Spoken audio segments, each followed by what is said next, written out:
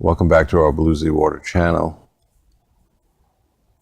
This morning I just want to follow up on what we talked about in our last video, soul work. And the entire teaching that we've been trying to present is really based on the teachings of Hoʻoponopono. And what's so key is what they call petitioning divinity. And they talk about memories replaying, and they talk about emerging the memories from the subconscious. And by doing this petitioning, emerging process of the memories, they are sent literally up to what they call the superconscious, or the Christ nature, or the higher self, however you want to look at it. And from there, it's relayed to source and literally purified totally. And you are now back in the lap of God, basically, at that moment. So what stands in the way between us and Creator, between us and divine love, is literally these memories.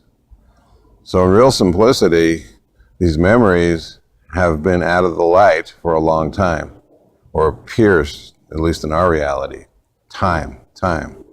So they talk about generational memories. In other words, we're suffering because the memory has been literally running through the generation for a long time. So literally, if you step away from source and you keep it going for a long time, that is so profound an action that it is recorded in the generational consciousness. And it never forgets, we stepped away from source. We sinned, so to speak. The only sin is not trusting God or not surrendering the information that needs to be cleaned.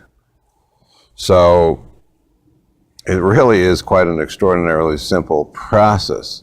The problem being is that when a memory has been in the family tree for a very, very long time, it takes on a very intense, weird, twisted type of nature. In other words, the longer, you could call this a simple theorem, that the longer anything is away from the light, the more karmically negative it becomes, the more confused, the more, a whole bunch of words we could use here, but bottom line is, it doesn't get, the longer you're away from the light, the worse it gets, and the more harm is done.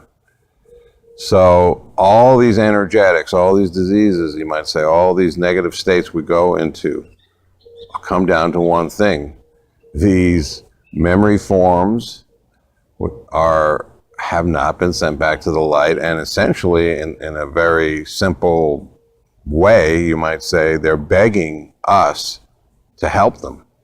But they're so lost. They've been lost for so long, they don't even know they're lost. That's why it's called the subconscious. And that is why we fear these forms, because they literally don't know what to do, how to get back to the light, and we, the ones being afflicted, are being called upon to help. But we feel as lost as they are because they're in us. So they, in a sense, it's a beautiful thing. They're saying, look, I'm lost.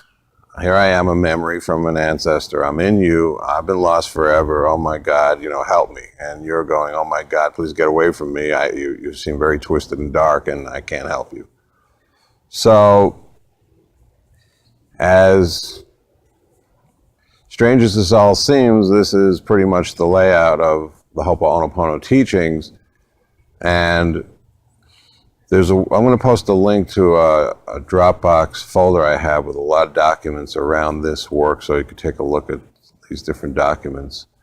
It includes Morna's Hoʻoponopono document, and also some links to the emotion code work, and also a brief chart on the body code. So I do find, in terms of identifying if I'm confused myself and something's running inside of me, what this work helps me, what it helps with is when I use the pendulum and ask higher self, and Dr. Bradley recommends either doing a muscle testing or he approves of using a pendulum. You're basically asking the higher self to literally first point out what the memory is that is running in your subconscious. So first you need to identify, there's a heavy memory running from, let's say, an ancestral memory, and then now once you identify the memory itself, it's been hidden for so long, it's running literally in the subconscious. So the process of revealing these memories, just literally discovering them in the bushes, so to speak, hiding out. Which bush is it? Is my mother's side of the lawn and my father's side of the lawn? Is it the 10th bush back? But bottom line is, once you actually can bring these memories up and out, you begin this petitioning process where they can start to be returned to the light. So identification or acknowledgement, literally, of these forms is a huge first step. And as we watch them and bring them up, I also suggest doing some chakra work, some movement therapy, using the vibration machine, really activating the entire being, literally, to focus on helping these lost souls, so to speak, these lost memories, go back to source. They are in us. Literally, we are the beings that are being asked to do the work of redemption or return. There's a Hebrew word called teshuvah, which means to return. So our job is to help all these lost forms go back to source. Consciousness itself is trying to return, but it got away from God a long time ago, let's say, and the beings that persist in this rebellion against Creator, of which we are a part, we call the devil, but you might just say they have been lost for so long, they don't know any better. And the devil, you would say, has ultimate pride in his own essence, but these are metaphors. I truly believe that, with proper education, so to speak, and proper love, and when enough of us do this good soul work and start to help all the fragments to return, I think ultimately the devil goes back.